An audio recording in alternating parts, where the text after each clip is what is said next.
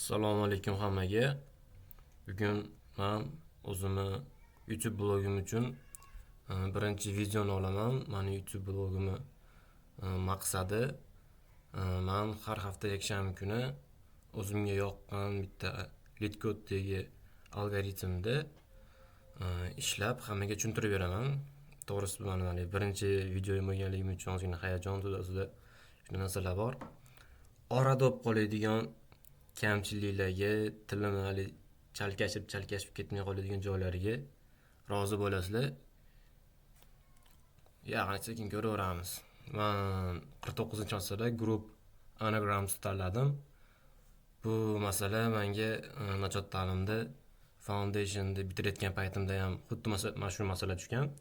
Faqat men unda qiyin usul bilan ketganman, lekin javob chiqqan. Uni Pythonda ishlaganman. Endi men hozir buni JavaScriptda ishlab ko'rsatmoqchiman, osonroq, tushunarliroq usulida.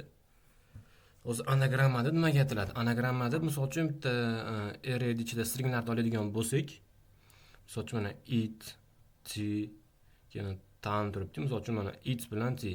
Buni harflarini o'rinlarini alishtirib turib, ma'lum so'zni hosil qilsa bo'ladi. Mana shunaqa so'zlar bitta отдельно bizga boshqa bitta massivda kelyapti. Bizga bitta общий massiv beriladi.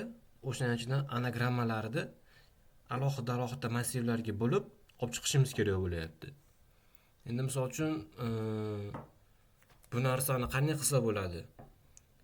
Endi hamma biladi, dasturlashdagilar ko'proq biladi. Dasturlashda bitta sort degan metod bor. Bu sort shunaqa narsaki, stringlarni hammasini alifbo bo'yicha tartiblab qo'yadi yoki alifboga teskari qilib. Ikkalasidan bittasini misol uchun tanlashadi vaziyatga qarab. Hozir bizda ham shunaqa vaziyat bo'ladi. Misol uchun it ham, t ham sort qilgan paytimizda birinchi a, keyin e, keyin t tushadi. Sort bo'lganligi uchun sort bo'lgandan keyin ikkalasi ham bir xil bo'lib qoladi. Hozir buni men ko'rsatib beraman. Buni olib turamiz. Misol uchun mana bunda bitta fon degan bitta string bor. Endi JavaScriptda bu narsani to'g'ridan-to'g'ri sortlab bo'lmaydi. Lekin Pythonda bo'lardi. Buni biz sortlashimiz uchun bizga split degan metod kerak bo'ladi. Bu split bu bo'lib beradi har bitta harflar bo'yicha. Misol uchun buni ko'rsak bo'ladi hozir. To'qib ketib qoldi. Sahhant qilaman-da chiqaraman. Men chiqarsam har bittasini bo'lib berdi. Har bitta harfni отдельноdan bo'lib turib, bitta arrayga o'rab bo'lib berdi. Endi misol uchun shu narsani sort qilsa bo'ladi hozir. Tak tochka sort qiladigan bo'lsam, shu narsani sortlab turib, menga yana array qilib qaytarib yuboradi. Mana sortladi-da, menga array qilib qaytarib oldi. Endi buni qanday qilib yaxlit qilib ko'rinishga olib kelib olishim mumkin. Endi buni join qilaman. Tochka join qilaman. Hech qanaqa joy, space beslasiz. Просто bir-biriga qo'shib qo'yadi. Tak ko'radigan bo'lsak, mana sortlangan string bo'lib qoladi. Endi bizda ham logikaning asosiy qismi mana shundan iborat. Endi buni davomida tushuntirib ketaman. Misol uchun biz hali boshlanishiga bitta obyekt ochib olamiz. Har bitta sortlanganlarni o'shunga yig'ib boramiz. Misol uchun let answers degan obyekt ochaylik. Obyektni ochdikda, endi biz yurib chiqishimiz kerak bo'ladi stringlarning ichidan. Tak endi for ochib yuboramiz. Let value of strings. Endi misol uchun hozir bizga mana shu array keladigan bo'lsa, value da birinchi bo'lib bizga it, keyin t, tan har bittasi bitta-bittalab kelaveradi. Endi mana yerda biz bitta o'zgaruvchi ochib olamiz, konstantni. Bu bizda sorted degan o'zgaruvchi bo'ladi. Bu har bitta so'zni sort qiladi shu joyda. Tak, misol uchun value tochka. Hozir qilgan ishimiz, tushuntirib bergan ishim, birinchi split qilib array qilib olamiz. Array qilganimizdan keyin sort bo'ladi. Agar biz to'g'ridan-to'g'ri stringni sortlaydigan bo'lsak, bizga xatolik keladi. Sort qilamizda, endi tochka bilan join qilib olishimiz kerak bo'ladi. Bizga misol uchun endi sortlangan bitta qiymat bor, bitta string qiymat bor. Endi shuni tekshiramiz. Agar deymiz, bizda misol uchun hozir mana obyekt bo'lyapti. Mana shu obyektni ichida sortlangani bo'ladigan bo'lsa, sortlangan qiymat keyida o'shani valuesiga o valueni bitta qo'shib qo'yamiz. Agar bo'lmaydigan bo'lsa, yaratib qo'yishimiz kerak bo'ladi. Agar deymizda, tak answer degan obyektimizni value degan kaliti bo'lmaydigan bo'lsa, buni yaratib qo'yamiz. Просто так answer value deng obyekt. Obyekt bas array qilib yaratib qo'yamiz. Array qilib yaratganimizdan keyin oxirida qo'shib ketamiz. Endi answer'ni bizda hozir tak mana bu yerda xato qilib ketdim, value qilib mana shu sorted bo'ladi. Chunki hammasini sortlangan qiymati bir xil bo'ladi. Bu yerdagi 3 ta narsani ham sortlangani bir xil bo'ladi. O'shuning uchun key sifatida sortedni olamiz. Keyin answer'ni sortedga tak push qilib qo'yamiz.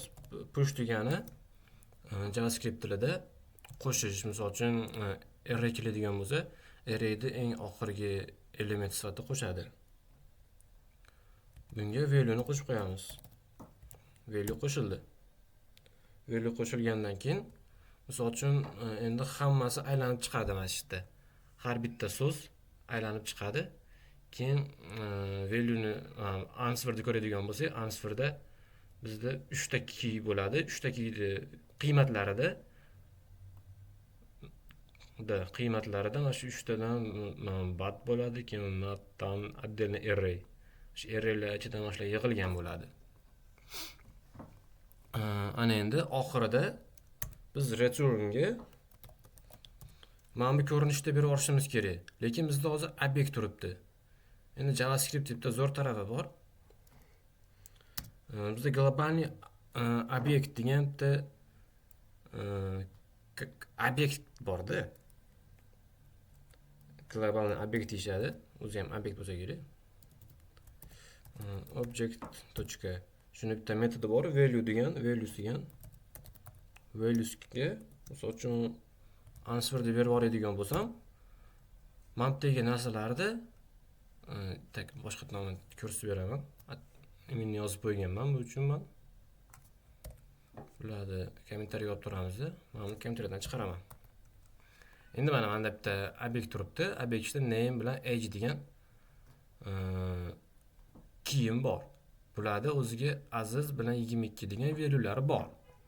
Endi men hozir globalniy obyekti valuesiga metodiga men o'zimni obyektdan berib oladigan bo'lsam, menga Aziz bilan 22 ni отдельно arraylarga o'rab, har bitta valueni keyin yana bitta eng katta arrayga o'rab turib menga jo'natib yuboradi. Mana ko'ramiz. Mana ko'rgan bo'lsalaring, Aziz 22. Mana shu qiymatlarini qaytarib beradi menga. Buni ham xuddi shunday bo'lyapti. Qiymatlarini olib olyapmiz, keyin buni qaytarib yuboryapmiz funksiyadan. Endi yurg'izib ko'ramiz. Yurg'izib ko'rganimizda mana bu yerda xatolik berdi. Tak, nimaga xatolik berdi? Hozir ko'rib chiqamiz. Mana bu yerda value deb qo'ygan ekanman, qaramay ketgan ekanman. Sorted bo'ladi. Men ichidan qiymat to'xtarib ko'rganman. Просто tak kelayotganman so'zni age to'xtarganman. Lekin men buni sortlanganini to'xtarishim kerak edi. Mana shu yerda xato qilib qo'ygan ekanman. To'g'riladik. Tak, вот mana hammasi o'tdi. Endi buni submit qilamiz. Menda o'zi yechilgandi bu misol.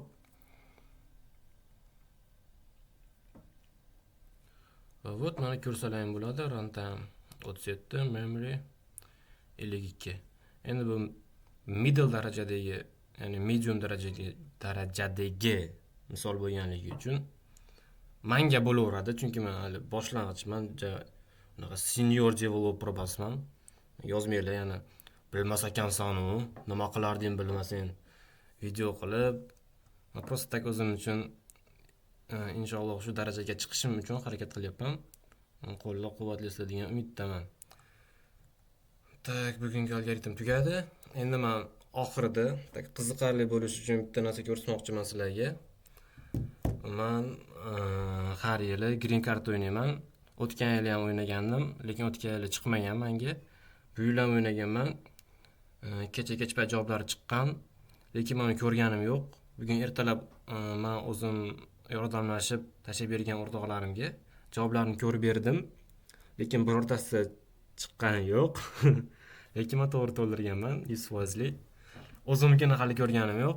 O'zimnikini vot mana videoda ko'rsataman. Agar bori chiqadigan bo'lsa, mana shu videoni birinchi ko'rgan 10 ta odam lichkamga yozsa, men bittadan taka shu 10 taga choyxona qilib beraman. Lekin chiqmasa unaqa bas. Tak, buning uchun bizga shu GV programmaga kiramiz, continue qilamiz.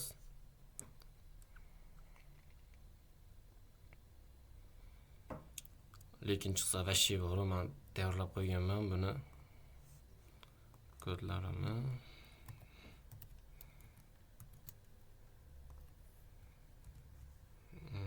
Tak, family Hakimov 2003.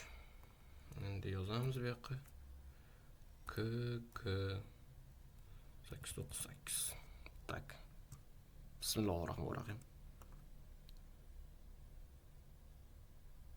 Va, mana xato yozib qo'yibman. 6 S U. Tak. Men o'zi bilardim. Ana vatan xoinlari bor. Vatan xoinlari Green Card o'ynab, shodon kunim